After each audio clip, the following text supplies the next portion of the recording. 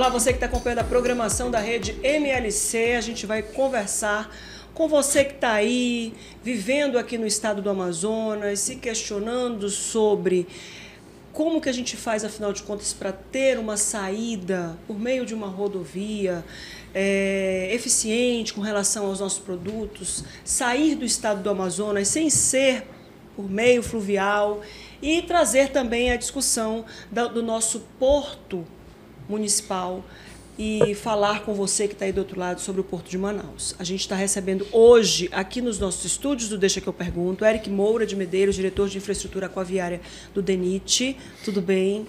Tudo bem, muito obrigado pela acolhida aqui. Muita satisfação. A gente que agradece a disponibilidade de vinda. Ralf Assayag, que é presidente da Câmara Dirigente de Lojistas de Manaus, vai falar a importância desse marco de reforma ali do Porto de Manaus para a nossa economia, para os nossos lojistas. Tudo bom, Ralf? Tudo ótimo, é muito bom estar com você, passando para todos os seus ouvintes o que realmente vai acontecer e aonde atinge o comércio e a nossa sociedade em geral. E vamos falar também daquela estatística lá da BR-319. Sem dúvida nenhuma. Que está em andamento. Orlando Machado, superintendente regional do DENIT no estado do Amazonas, está aqui há 1 ano, adora tambaqui, já disse que é imbatível e come tucumã também. Tudo bom, superintendente? Tudo bem. Obrigado, Márcio, pela recepção. Você e a toda a sua equipe, né? Obrigado pela recepção. Eu acho que não tem quem não gosta, quem chega aqui não se apaixona aqui pela culinária local, né? Tanto pela cidade como a culinária do povo. Então, com muita satisfação que tem 1 ano de Manaus, 1 ano de Amazonas, né? E estou muito... fiquei muito impressionado com a cidade, muito satisfeito de estar aqui e obrigado pela recepção, como sempre, uma recepção calorosa do povo amazonense aqui, né? Obrigado. Literalmente, né? O diretor de infraestrutura aquaviária do DENIT, Eric Moura, veio hoje a Manaus e aqui a gente está gravando esse programa no dia 14 de junho de 2024. A gente vai colocar no ar bem rapidinho, mas você vai assistir a qualquer momento porque está aí no nosso canal no YouTube.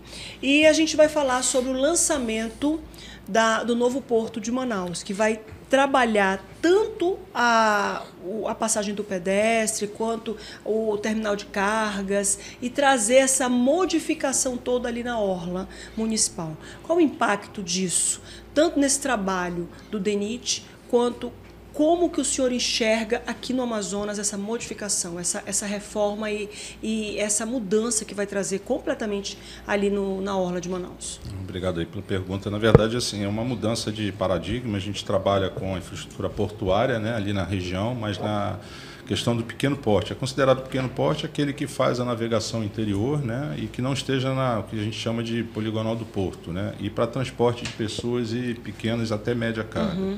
Então, diferentemente de um porto organizado, grande, que recebe, né, cargueiros em tudo, a nossa construção, né, o que a gente veio apresentar hoje em audiência pública, é o primeiro passo da licitação desse novo porto da Manaus Moderna, para a gente dar mais dignidade à população e a gente ter a empatia de quem está fazendo isso como servidor público. Eu sou de Brasília, mas eu venho aqui todo mês, aqui praticamente, e é uma satisfação aprender. Vim em abril para fazer um primeiro reconhecimento.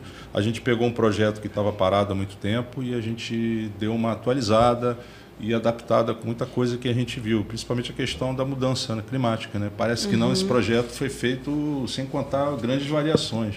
E nós hoje estamos vivendo uma outra realidade. Então foi muito importante a gente vir aqui apresentar uma proposta, mas que a gente já teve muito ganho, muita oportunidade de aprimoramento e melhoria para atender a população como um todo. A gente teve 2 grandes variações antagônicas, uma em 2021 e outra em 2023.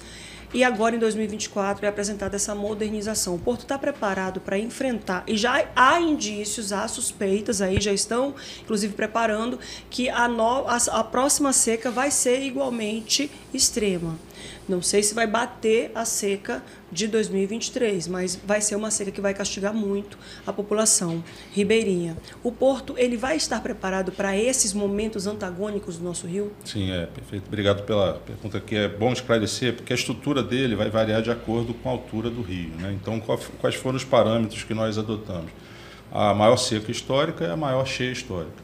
Mesmo assim, a gente ainda botou uma margem para mais e para menos, para a gente poder ter essa variação abrangida durante um longo tempo, né? A gente sabe que o Brasil está vivendo extremos climáticos de norte a sul, né? Curiosamente, a minha diretoria cuida do Brasil todo, mas recentemente eu estava no Sul, vi a enchente, é o antagonismo que a gente está vivendo aqui agora.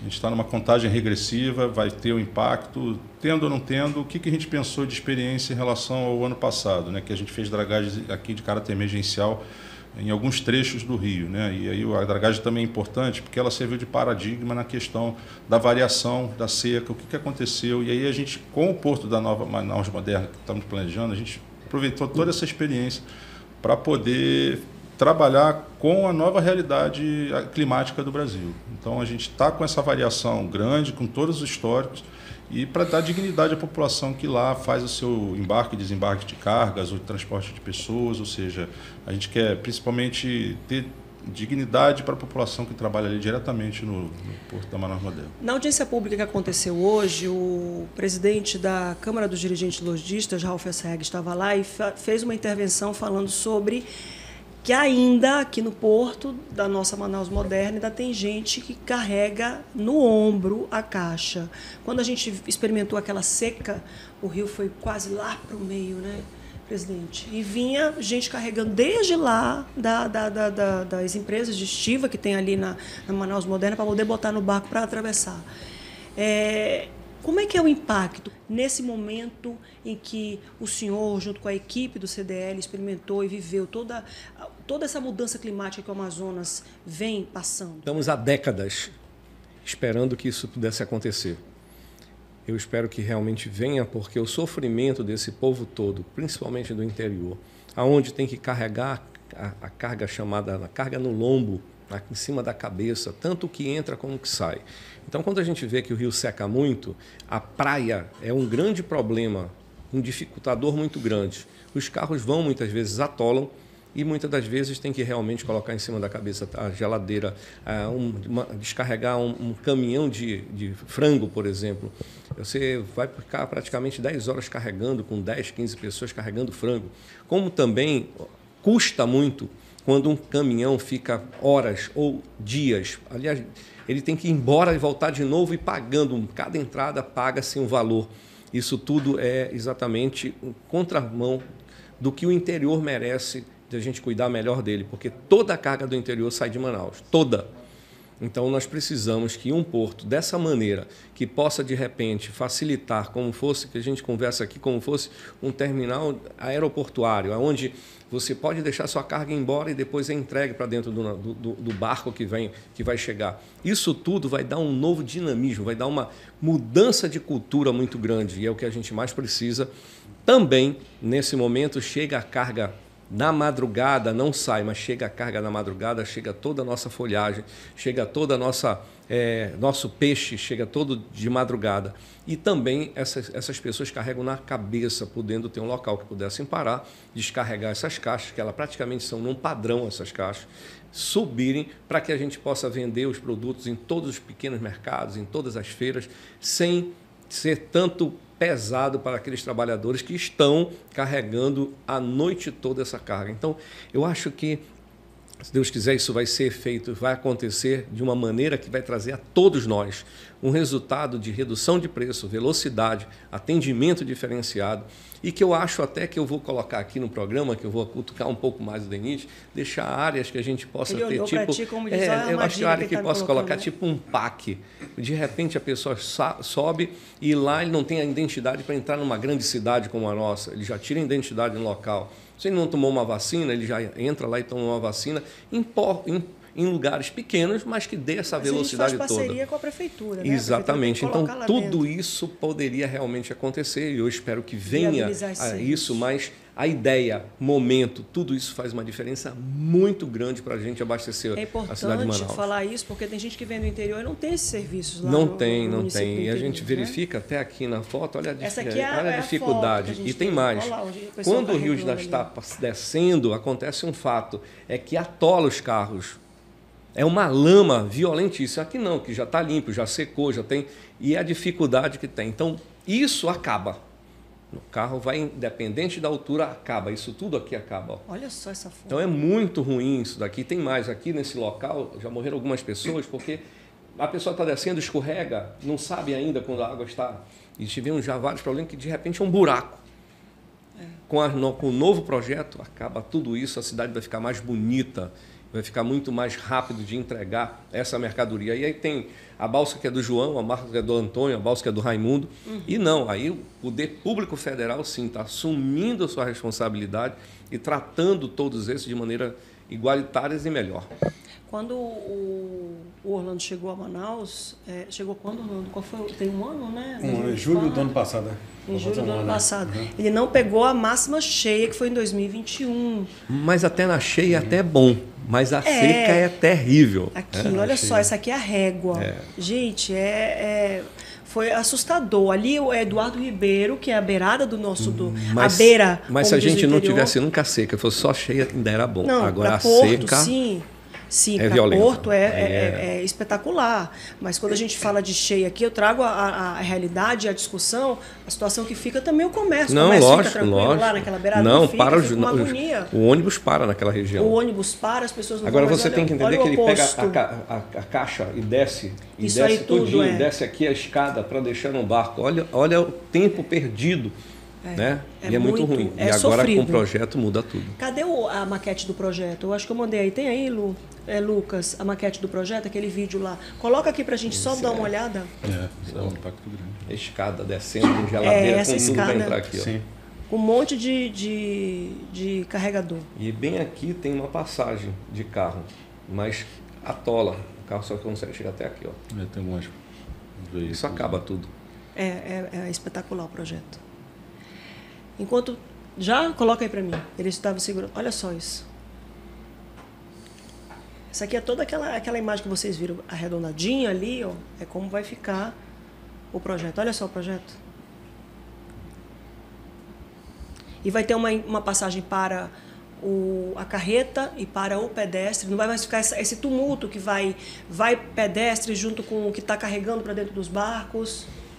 Exatamente. Elas foram projetadas aí desse jeito para ter mão dupla dos caminhões e a passagem de pedestre pela lateral, né? Então, não está aí, mas a gente o bom da audiência pública é justamente que a gente começa a ouvir a realidade toda. Por exemplo, essas passagens de pedestre nas pontes, a gente já tem, né, solicitações para fazer coberta, né? Lógico isso, né? Parece que é óbvio, mas a gente às vezes esquece.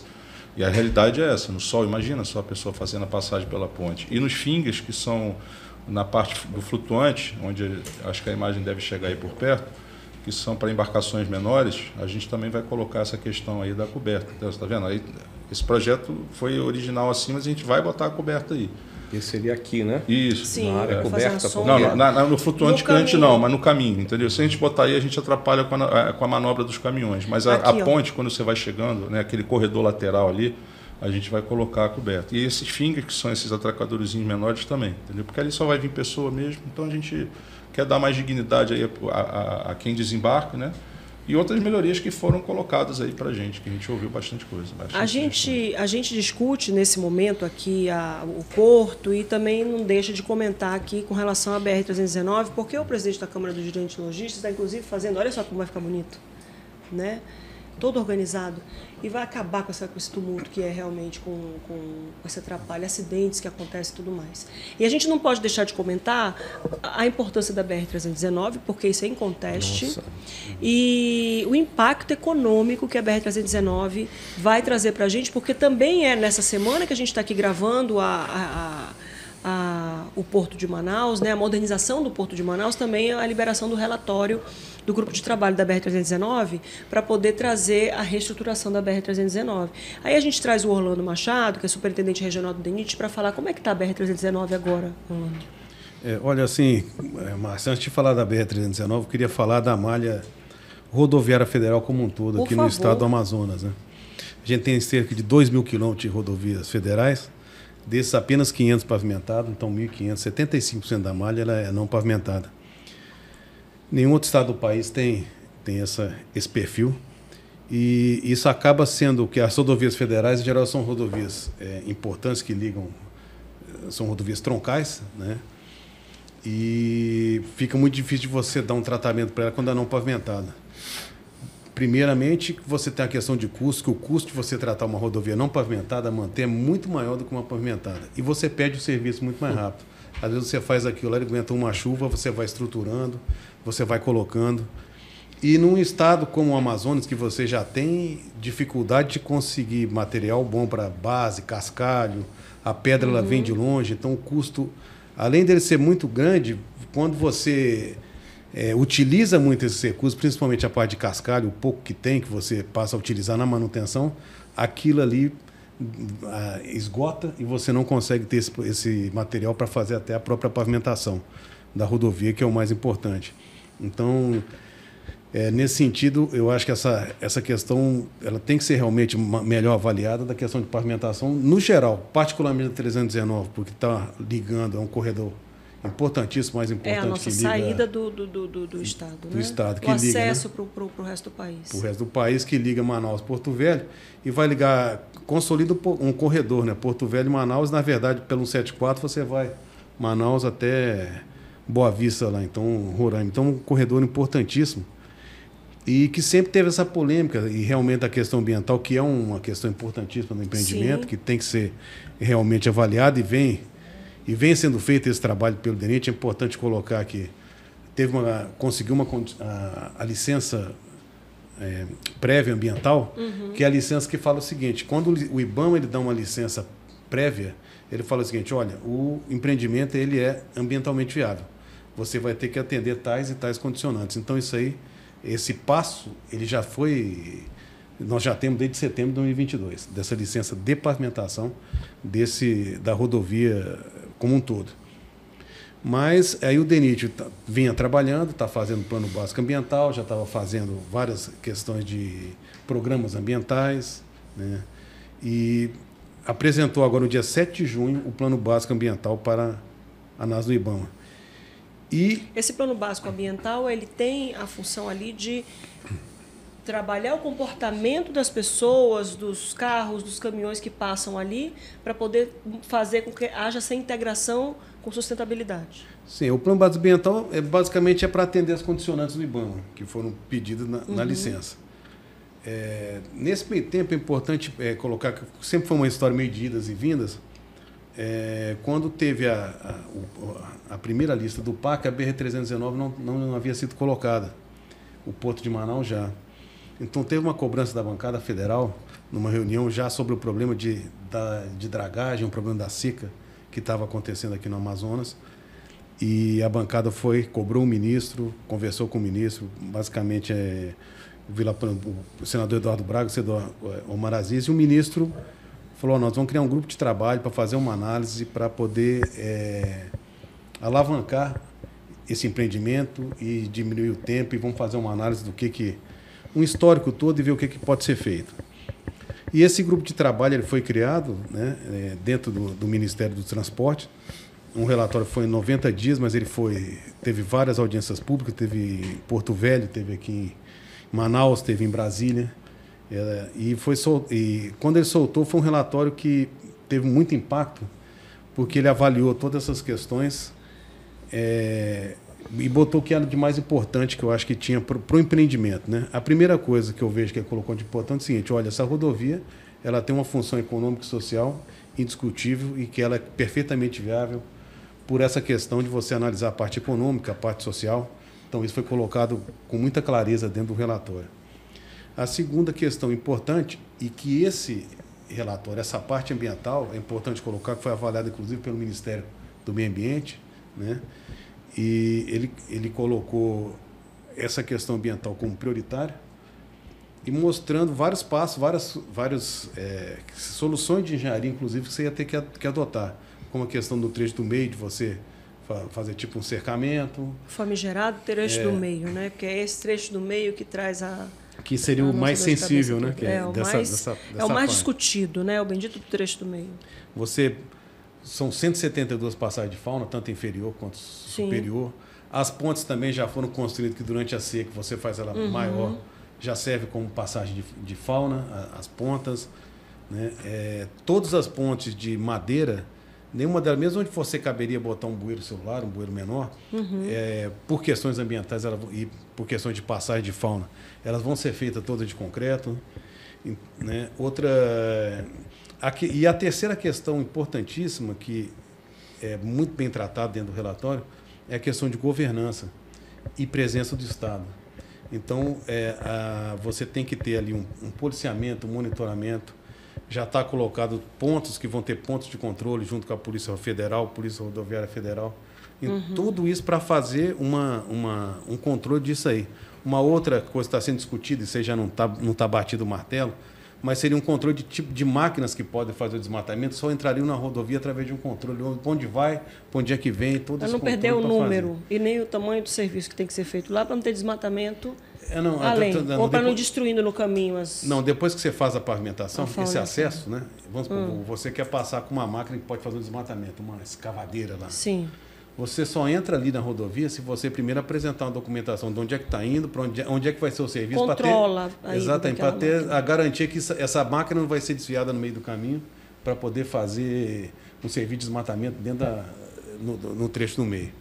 Tem uma imagem de umas pedras sendo levadas lá para esse trecho do meio, porque é o trecho mais precário, né, mais problemático que nós temos, para justamente dar essa trafegabilidade. Hoje ele está trafegável, está acessível e está passando tanto carreta quanto carro de passeio. Olha, essa questão... Carro de passeio. Essa questão da rodovia, um dos desafios quando a gente chegou aqui, era exatamente o seguinte, olha, você tem muita questão de atoleiro, você tem... Sempre. Ela fica intrafegável. Então, a gente... foi um ano que... 2023 foi um ano que teve muito recurso, que veio dentro do orçamento, destinado pela bancada aqui da Amazonas também. Então, foi feito um plano seguinte. Quais são os locais que você tinha aqueles atoleiros que estavam atoleiros de 1 quilômetro, de 2 quilômetros, que interrompiam o tráfego na rodovia, né? Então, esses locais foram feitos serviços de rachão aberto do lado para tentar melhorar a drenagem. Então, foi um serviço muito pesado que foi feito durante todo o ano de 2023. E nós conseguimos garantir essa trafegabilidade durante todo o período de chuva. Ele foi um período que me falaram que foi um período que foi menos, não foi tão intenso o inverno, mas o fato é que nós conseguimos vencer esse período crítico, né? Agora, o grande problema que você tem, além dos atoleiros, então hoje você tem a trafegabilidade, mas então você sai daqui, você vai 12 horas você está em Humaitá, né? Dependendo da viagem, você vai parando, então entre 9 e 12 horas você consegue estar lá. O grande problema é que o próprio material que você tem, um material fino aqui da rodovia, que você utiliza para fazer o revestimento primário, né, a parte de cima, o que acontece com ele? Ele é um material muito fino e acaba ele ficando muito escorregadio também. Então você não tem um atoleiro, mas você tem um risco, por exemplo, numa chuva, de derrapar. Então essa questão. Então aqui, por exemplo, aqui às vezes do lado, essa aqui eu acho que a foto é coisa antiga. Sim. Mas vamos supor que... Sim, porque a gente acabou de ver uma imagem de agosto de 2023 sendo colocada pedra ali, né? Essa imagem aqui foi naquele... Eu vejo ali um carro de escola, isso deve ter sido lá para 2020, acho que 2019, 2021. Tem a data aí, mais antes, 18, 17, 15, 14, 13, 12, 11. Ou seja, isso aqui é a BR em muitos momentos da existência dela. E a gente trabalhou muito o seguinte, tem um pessoal acho que amigos da BR-319. Sim. E eles sempre mandavam, quando começava um atoleiro, mandava para a gente já acionava a empresa para levar um controle ali, o rachão, porque DENIT, esse rachão que está sendo transportado, ele vai ser usado. Agora nós vamos recomeçar de novo esse serviço pesado nos locais que a gente identificou e também o máximo que a gente puder fazer para estruturar a rodovia, né? E também a gente fez muito pulmão, não sei se você viu do lado, que tinha do lado aquele monte de pedra ali. Sim, sim. Então aquilo era o seguinte, nós deixamos equipes de terraplanagem colocadas, né, próximas a alguns locais, estoques variados próximo à rodovia, para que assim que tivesse um atoleiro, a gente ia lá, retirava e colocava na pista. Então esse foi um serviço que foi muito difícil. Esse é do transporte, né? Então, realmente, aí na lateral, então esse serviço a gente deixou estocado em alguns locais para poder, durante o período de chuva, né, a gente poder trabalhar, ter um disponível ali para poder tratar atoleiros. Para resolver o problema. Exatamente. Né? Presidente da Câmara de Lojistas, Ralf Sayag. Presidente, tem um estudo que está sendo feito pela CDLM, para poder trazer o impacto econômico na capital, na cidade. Esse estudo ele deve ser um estudo estadual, traz o impacto no Amazonas como um todo, que chegando na capital, como a gente acabou de trazer aqui, as informações que vão, tudo que vai para o interior vem aqui da capital, trazendo impacto econômico positivo com a conclusão do trecho do meio, com todo o plano, planejamento e tudo mais, na economia manauara, na economia amazonense. De quanto a gente está falando? Qual é o percentual? Olha, primeiro, realmente tem que parabenizar o DENIT, porque está acontecendo algo que na época passada a gente não via. Hoje já está colocando-se, como foi visto aqui, a própria pedra, como as pontes. Nós fizemos uma visita em loco há menos de 60 dias. Fomos lá, verificamos as pontes que tiveram problema, que caíram no passado. Agora, da forma que está sendo feita, dificilmente vai ter um problema, porque ela vai estar realmente resistente para qualquer coisa.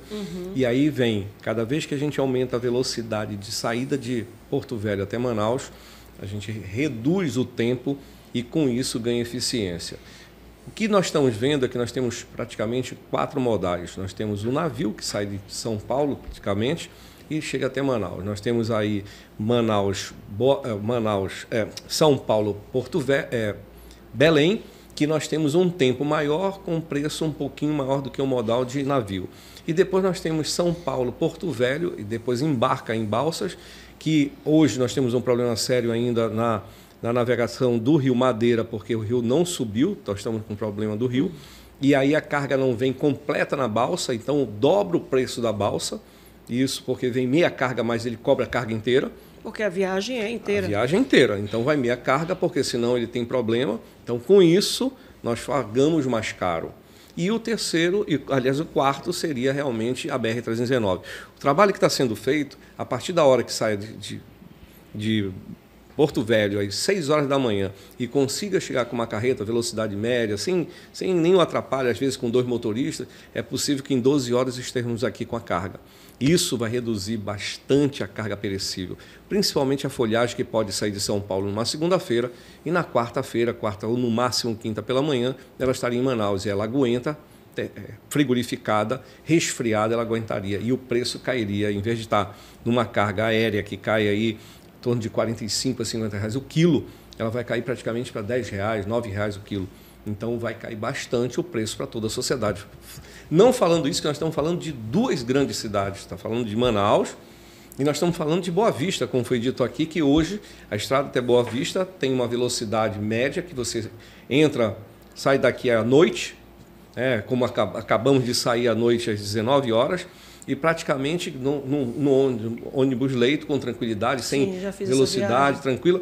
Nós fomos para uma inauguração de uma concessionária, dorme a noite toda, quando chegou às 7 da manhã já estávamos lá, tomamos até um susto, já amanhecendo e chegando em Boa Vista. Então, essa cidade também, como Boa Vista, vai ganhar muito com essa estrada. Então, nós estamos falando de 2 estados que vão ganhar.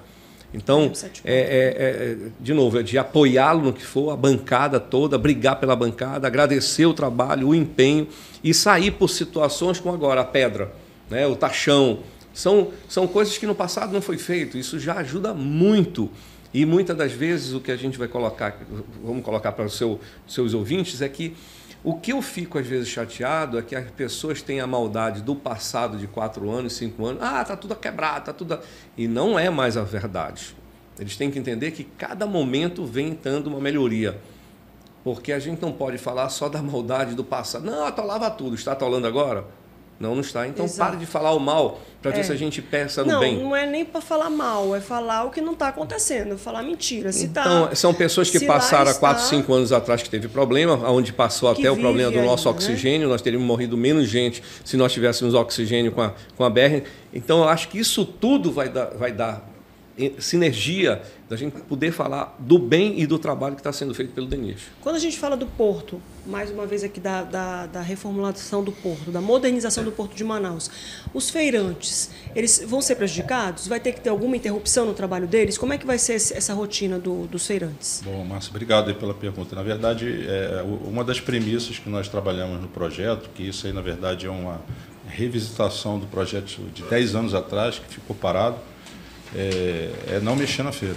Então, justamente não dar um impacto na feira. Tá? Então, a maquete, acho que você apresentou há pouco ali, ela parte do princípio, aí, essa foto ilustrativa, que é da rua para frente. Aqui é com o rio daqui cheio. pra cá. Exatamente. Aquela escada que a Não, gente depende. viu ali, Isso, né? depende. Sim. Essa rua para lá Baixo atrás ou mantém, seco, né? entendeu? Vai sair daqui e vai fazer isso, né? Tranquilamente. Isso. A gente vai ter que Resto isolar, continua. vai ter todo um planejamento para a gente ter menos impacto ali, mas a feira em si é a premissa básica, né? Os feirantes vão ter o espaço deles lá. A questão agora, depois, vai ser a questão do aterro, a gente planejar com as balsas para a gente não prejudicar o transporte em si, a chegada aí. Esse vai ser um desafio que a gente já começou a construir junto com os players envolvidos. Tá? Vou sair daqui assim, ó. Exato. Pronto, ela vai ser Atrapalha duplicada, né? Aquela maquete ela joga mais para frente, o aterro, na verdade, aquela seca, aquela parte de baixo não vai ter mais, vai ficar em nível de rua. Na verdade, ele vai ter uma altura, né, maior, porque a gente quer evitar que chegue a água até na rua. Então está sendo todo um planejamento para se evite isso. Então, nessa revisitação que o governo federal fez, esse novo projeto abarcou da melhor maneira possível assim, essas necessidades de forma a causar menos impacto. Toda obra causa impacto, inevitável. Mas a gente teve toda uma preocupação que os principais trabalhadores são os que estão nas feiras. Né? E isso é muito importante, que o governo federal, com esse recurso alocado aí de 520 milhões no novo PAC, né, foi uma luta da bancada federal aqui. Então, é importante registrar, liderado aí pelo senador Eduardo Braga, o senador Omar Aziz, eles foram, junto com os demais deputados, foram muito enfáticos, mas a principal cobrança dessa obra era para sair o mais rápido possível e a gente tem feito todo o empenho. Eu vim aqui em abril a primeira vez, o rio estava um pouquinho mais baixo, vi a realidade, eu falo com a turma lá em Brasília, ó, a gente tem que sair do gabinete e molhar a canela. E realmente ali ainda estava na época que estava baixa a água, mas a gente vê a realidade. Eu trouxe equipe técnica, eu trouxe um especialista de dragagem lá no Rio de Janeiro, do INPH, que é o Domênico, o engenheiro Domênico, e a gente vai precisar fazer alguns trechos de dragagem, então o que não estava previsto antes. Então a gente já mudou um pouquinho a concepção do porto para poder ter menos impacto e atender da melhor maneira possível a população aí, de forma a atender a carga e o transporte de pessoas. E complementando, aqui onde esse porto seria de grandes navios, de passageiro, transatlântico. Como eles encheram, o transatlântico para aqui no meio e descem de barco. Você tem uma noção, no mês de abril, um transatlântico chegou, só desceram 12 pessoas. É muita maldade com a nossa cidade. 12 pessoas, porque nós fomos com a Polícia Federal e mostramos quantos passaportes passaram. Então, 12 pessoas. Se a gente volta a ter os transatlânticos parados aqui, modifica tudo. Isso daqui vem para cá e organiza isso. Essa temporada de transatlântico ela é fundamental para o nosso turismo e, portanto, para a nossa economia. Cada temporada dessa gira ali em torno, acho que a gente tinha trazido 64 milhões... com a chegada do barco, com a viagem, com a ida para a feira. Estou falando direta e indiretamente, tá, minha gente? 64 milhões de reais, direta e indiretamente. Porque desce o turista, vai na feira, compra artesanato, compra comida, compra comidinha, visita ali, é preparada toda uma estrutura. É preparada toda uma estrutura para poder receber essas pessoas no transatlântico. Então, o que a gente precisa deixar clara aqui nessa entrevista que a gente está aqui conversando é a capacidade que nós vamos ter ainda maior quando a gente... a BR-319 está trafegável, né, Orlando? A gente vai concluir aquele trecho do meio para poder trazer a garantia da sustentabilidade, fazer com que continue mantendo a fauna e a flora, porque esse é o grande, o nosso objetivo primordial, o objetivo não só das pessoas que administram o país, das pessoas que estão à frente de grandes órgãos, como os que a gente hoje traz aqui, mas de todo mundo que vive no Amazonas. E quem não vive também, a responsabilidade é do Brasil inteiro, do mundo todo, né? E a gente precisa deixar isso aqui muito claro. Vai ter eficiência e velocidade no transporte de cargas com relação a essa modificação a modernização do porto, né, diretor? Perfeito. Vai então, melhorar tudo. Tudo. Vai facilitar até o escoamento, né? A gente quer reduzir o tempo e é bom que a gente, vindo aqui, a gente aprende com as pessoas que vão utilizar, né? Não só a população, né? O Ralf está aqui passando boas dicas, né? Aquela maquete já prevê muitas funcionalidades. E a grande vantagem de a gente estar trazendo audiência pública é não só receber sugestões, aprimorar o que a gente tem em mente. para o anteprojeto atual evoluir de uma forma que saia numa licitação da melhor maneira possível, né? E aí, interessante colocar a questão da integração. Isso é um impacto na cidade e no estado todo. Isso vai ter uma mudança de paradigma no estado. A população toda aqui do estado vai ganhar com essa obra. Com certeza, só olhando daqui você já O vê a Ralf diferença. Tá apaixonado pelo Não, Porto, é né? porque aqui entenda. A gente se apaixona mesmo pelo Os já estão Porto, né? sonhando. caminhões Estamos, param né? aqui e isso tudo aqui, até chegar nesse barco ou nesse maior, é na cabeça, é no ombro. A partir da hora que entra o porto, o carro, o caminhão vai entrar e vai ficar aqui. Essa é a grande diferença. Então, Exato. esse pessoal vai parar de sofrer. De carregar no lombo, né, como foi dito aqui. Orlando BR-319, então, bons auspícios aí a partir de agora, Eu né? queria só falar mais uma coisa, não sei se é questão de tempo. Não, mas o tempo é de vocês. Seria o seguinte, E é relativo também. Obrigado. É a questão falar que nós estamos licitando o lote C, que você tem um lote do meio, são 400 quilômetros, 50 quilômetros a pavimentar, que nós temos uma licença, que é o lote C. Desses 50 quilômetros está em licitação 20, para a gente iniciar ainda no ano de 2024, e agora irá abrir no dia 18 de julho, receber as propostas, e os outros 30 o projeto está em andamento para que a gente licite em 2025 e comece. Então, só essa retomada, eu acho que já é um momento significativo de retomada da pavimentação, desses 50 que a gente já tem a licença. Acabou de contratar, foi licitado via anteprojeto 3 pontes ali, de 3 garapés próximo à realidade. Então, agora a empresa vai desenvolver o projeto e construir as obras, né? As pontes. E no total nós temos 54 pontes de madeira, sendo 41 dentro do trecho do meio. Todas elas vão ser licitadas ainda nesse segundo semestre, que é o plano a solicitação que foi feita pelo ministro, né? E para que a gente possa, então, melhorar cada vez mais essa questão, né? E uma outra coisa que eu queria colocar é o seguinte, a gente percebeu que nos últimos anos o investimento aqui no Amazonas foi muito pequeno em relação à manutenção de rodovias, e o que é mais crítico, não só em relação à manutenção, mas em questões de projeto. Então, por exemplo, hoje nós só temos um contrato de manutenção dentro do estado, da parte não pavimentada. Falar que na 174, que nós fizemos um trabalho, inclusive de recuperação, localizado dentro da parte indígena. Hoje tem em andamento um projeto de restauração ali em cima, só que esse projeto ele demanda muito tempo, então nós vamos terminar esse projeto lá para 2025. Então a gente viu que isso aí é um tempo muito grande, inclusive com essa chuva, teve segmentos ali depois de Presidente Figueiredo, a entrada da área indígena. Não é fácil para ninguém fazer obra no Amazonas, nem para casa, para levantar laje, e nem para uma rodovia federal. Não é fácil para ninguém. Perfeito. E aí o que acontece? Então, já tivemos problemas com o buraco. Nós estamos com problema na rodovia, estamos tratando, mas já estamos começando os estudos também do que a gente chama de manutenção estruturada. Então, a gente não tem 1 quilômetro de manutenção estruturada. E a manutenção estruturada, ela funciona muito bem.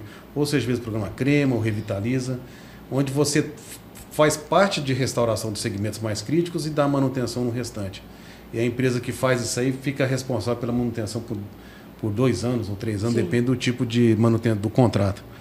Então hoje nós estamos trabalhando para que todas as rodovias federais pavimentadas, agora foi autorizado pelo DENIT em Brasília, todas elas, os 500 quilômetros que eu falei aqui, eles estarão dentro dessa manutenção estruturada até vir o projeto de restauração. Então vai ser mais investimento que venha, porque realmente só com o contrato de manutenção a gente não consegue manter ela trafegável, mesmo os pavimentados em boas condições, durante o ano todo. Então, esse é o nosso foco principal, né?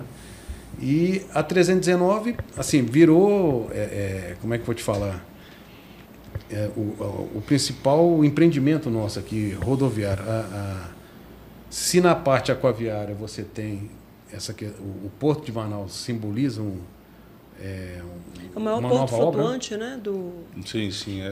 Só para separar, né, o conceito de porto mesmo, né? A gente está fora de uma poligonal do porto, isso é considerado um porto de médio porte. O porto de Manaus, ele continua com a origem dele, né, de estruturação, poligonal e tudo.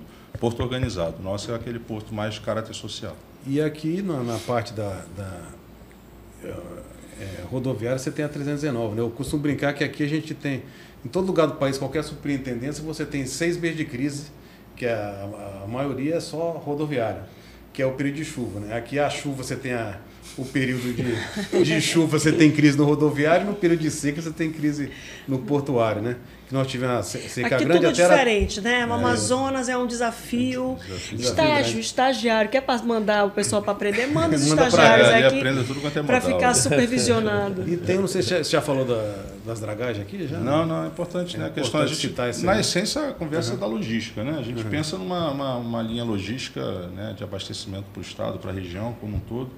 E a experiência da seca no ano passado, né, que nós tivemos que fazer algumas intervenções em benefício da logística e também de populações que ficaram isoladas. Então, o que tirou de experiência? Olha, não vamos fazer mais dragagem na base da emergência, né? Então, vamos fazer o... Prevenido, na prevenção. Isso. E agora, nesse mês de junho, né? Aliás, o mês de junho é importante para o Estado, né? Nós temos, não é só o mês do Santo Casamenteiro, mas é o mês do Festival de Parintins, né? Que está chegando já aí. Semana que vem, na outra semana, né? E também, assim, na questão da infraestrutura, a gente vê que tem muitas notícias positivas, né? Foi a questão do grupo de trabalho da 319. Nós viemos hoje fazer audiência pública, mas a gente, daqui uns próximos dias, ainda em junho, a gente lança a licitação da dragagem para 5 anos no trecho entre Manaus e Itacoatiara. Em seguida vai ser o trecho Codajás-Coari, que são focados essas duas dragagens para ficar durante 5 anos, ou seja, se tiver algum assoreamento no meio do caminho, qualquer que seja a época do ano, a empresa já vai estar contratada para poder fazer o serviço lá. Então a gente já está pensando na nova realidade da alteração climática. No Amazonas não tem mais como você agir só no acontecimento, porque quando a gente pensa que vai parar, pode acontecer o pior. Não, e a dragagem é importantíssima. É fundamental. Porque nós ficamos sem passar navios, nós ficamos com mais de 16 mil contêineres fora de Manaus, 35% faltou de mercadoria em Manaus e os preços estupidamente subiram em relação a isso. Aqui, né? É surreal. Aqui, existe uma situação agora da gente levar o cais do porto dos subterminais e do Chibatão para Itacoatiara, mas aumenta, resolve, mas aumenta o problema que eu tenho que tirar de lá, jogar numa balsa, a balsa subir 12 horas e descarregar aqui de novo. Se eu tenho a dragagem feita e não preciso dessa operação, mantém-se o preço do produto. Tudo é preço, no fim tudo é o preço. E dentro disso ainda aconteceu um fato que eu gosto de falar em todos os lugares que eu vou, é que os navios que saem de lá com o prático de Belém até Manaus, custa por cada navio, cada perna, R$40 mil. Porém, pelo motivo que aconteceu, os práticos passaram a cobrar R$400 mil da noite para o dia. O prático é o que atraca. O prático é o que comanda o navio até o local e atraca o navio. Então, ele sai de Belém dentro, dizendo direita, esquerda, até... O prático Só que aquele caso, sair de R$40 mil para R$400 mil da noite para o dia, não é justo no momento que nós estávamos aí sem mercadoria em Manaus. Rapaz, então tem que deixar o registro, porque eu peguei a nota fiscal. Eu só estou falando isso porque quando eu tenho base, eu peguei a nota fiscal, eu vi, estou guardado a nota fiscal disso daí. Então, essa dragagem acontecendo dessa maneira, nós não vamos passar por isso, se Deus quiser, e aí o preço não sobe para toda a população. De novo, eu estou falando sempre do Amazonas e também de Roraima, que foi para os dois que subiram. Ou seja, não está fácil para ninguém, né? Nem aqui, nem lá. Obrigada por vocês terem vindo hoje aqui para a gente conversar sobre esses dois assuntos importantíssimos que fazem, que estão ali par a par com os preços, com a produção, a logística, para a gente receber insumo para o nosso polo industrial, mandar o resultado desse trabalho dos nossos lojistas, dos mercados, das feiras, para os municípios do interior do estado.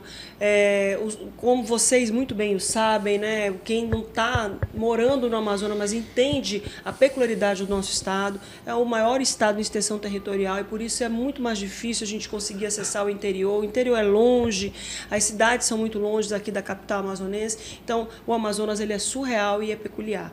Obrigada ao presidente da Câmara dos Dirigentes Lojistas, Ralph Sayag, que esteve aqui conosco, está aqui com a gente para poder trazer todas essas mudanças e espero que a gente só venha trazendo notícias boas, os dois que estão aqui com a gente. Sim, se Deus quiser. Eu quero que voltem aqui quando tiver tudo organizado, vai começar a obra do Porto. O dia que a começar a obra do Porto, estaremos aqui de novo. Quero agradecer. Ralph, quem quiser falar com você, tirar dúvidas, faz onde? Tem rede social da CDL? Tem rede social, cdlmanaus.com.org.br. né? E pode entrar e nós respondemos todas as perguntas sem problema nenhum. Aqui nós temos também o diretor de infraestrutura aquaviária, Eric Moura de Medeiros, do DENIT, e que também está aqui de passagem, já está indo embora, mas vai voltar. Não, com certeza. Não tem como não voltar aqui o mais rápido possível. Né? Hoje na audiência pública, vou falar que eu vou virar cidadão aqui, porque o que eu venho aqui todo mês, né? Eu acho que eu estou vendo mais aqui do que quem mora aqui. Né? Do que o Orlando que mora aqui, né? Mas é uma satisfação, é uma alegria estar aqui podendo ajudar, né? Reforçar que realmente o governo federal está empenhado nisso. Vocês têm parlamentares fantásticos que lutam pelo Estado, né? Mencionar especificamente o senador Eduardo Braga, aqui, o senador Omar, que tem sido muito atuante nisso. Recursos garantidos, a gente poder fazer. A gente contratou especialmente para vocês. Com certeza. É a época do junho, é um mês importante de fogos, de festa junina. Que vai dar certo, que vai dar certo. Foguete de São João, tem que ter. Vai dar certo. Vai dar certo. A gente está comemorando. Comemorando. Né? Empenho não vai faltar e nós vamos estar à disposição. Obrigado, Márcia. Obrigado, Ralf, pelos ensinamentos e aí você para poder ter essa oportunidade. E obrigado, Orlando, também por trabalhar junto, porque essa é não só uma parceria, como uma amizade aí, que a gente tem muito orgulho de estar junto aqui, ajudando o Estado do Amazonas. O Orlando está aqui há um ano, né? Um ano mesmo, né? O Orlando Machado é o superintendente regional do DENIT no Estado do Amazonas e tem essa missão da BR-319, não é novo, a história não é só um asfaltamento, vamos recuperar a BR, não é só isso, a BR-319 tem todos os pormenores, os pormaiores que devem ser analisados, discutidos para poder fazer. Então a gente sabe o desafio que é a superintendência do DENIT aqui no Estado do Amazonas, superintendência regional, a gente sabe o desafio que é para o superintendente trabalhar aqui, estar aqui, morar aqui, com todas essas modificações, essa dificuldade que a gente tem climática, como você falou aí, o pessoal trabalha muito, o DENIT trabalha muito quando está na seca, quando está no molhado também, né? Por causa das cheias e tudo mais. Obrigada por ter vindo hoje aqui, viu, Orlando? Eu que agradeço a recepção, obrigado mais uma vez. E falar que assim, o que é melhor daqui, o que eu vejo é o desafio mesmo, onde você aprende, vai com a dificuldade, você tem um apoio da diretoria, que nem tem aqui o doutor Eric sempre apoiando a gente, então é importante que tá tendo um olhar, hoje eu vejo assim, também, não só para o Amazonas, não só na parte rodoviária, eu acho que tem vindo mais recursos, tem tido um olhar maior, até pelo trabalho que vem sendo realizado parlamentar, né, com diretores todos, o senador Eduardo Braga, particularmente, o Omar Aziz, mas na parte aquaviária também, eu acho que o DENIT ele sempre teve uma cultura muito rodoviária, né? Porque você pega no país inteiro, onde você tem mais uma presença aquaviária significativa é o Amazonas, então acaba que era uma diretoria que não tinha tanto apoio, tanto como você tem hoje, e uma atuação que está conseguindo, né? Bastante positiva, né? Porque, como eu disse, você não tem, nos outros estados do DENIT, igual aqui, você tem a Nier Cruz ali no Rio Grande do Sul, outro lugar ali, Rio Paraguai, um pouco ali no Mato Grosso do Sul, né? Você tem São Paulo, mas onde você tem, por exemplo, uma capilaridade muito grande da parte aquaviária e do DENIT é aqui no Amazonas, são 52 portinhos, acho que no Pará são 14, parece, também, que é o segundo, que tem mais, e que ele tem uma capilaridade que pega os rincões do Amazonas, né? Locais que estariam completamente isolados. Então eu falo que essa superintendência e essa diretoria acaba aqui no Amazonas tendo uma importância muito maior, uma capilaridade muito maior do que qualquer outra superintendência do DENIT no Brasil, né? E é bom estar participando desse trabalho, para a gente é gratificante, né? E a gente também agradece. Obrigada, viu? Obrigada a todos vocês que estiveram aqui hoje. Muito obrigada, Orlando, Eric, Ralf, que estavam hoje aqui e que estão hoje aqui com a gente falando sobre tudo isso. E espero vê-los em breve para a gente só comemorar. Comemorar a entrega do porto, comemorar as obras. Com mais fogos ainda. Com mais fogos, tragam os fogos, vamos trazer os fogos. Quando vocês entrarem aqui, o Ralf está com fogo, os fogos serão estourados hoje aqui. Muito obrigada. E você que está aí do outro lado, obrigada por ter acompanhado essa entrevista. Aqui no Deixa Que Eu Pergunto. Comentários, questionamentos, façam aqui nos comentários. O pessoal que está ligado com a gente também nas redes sociais, faça, que a gente vai atrás de todos eles, das assessorias, fala com eles para poder responder e tirar as dúvidas que você, que acompanha aqui a programação da Rede MLC, porventura tenha aí, tá bom? Estamos juntos e estamos sempre na luta para fazer um Amazonas muito melhor. Obrigada, gente. Já sabe, é assunto, deixa que eu pergunto. Até a próxima.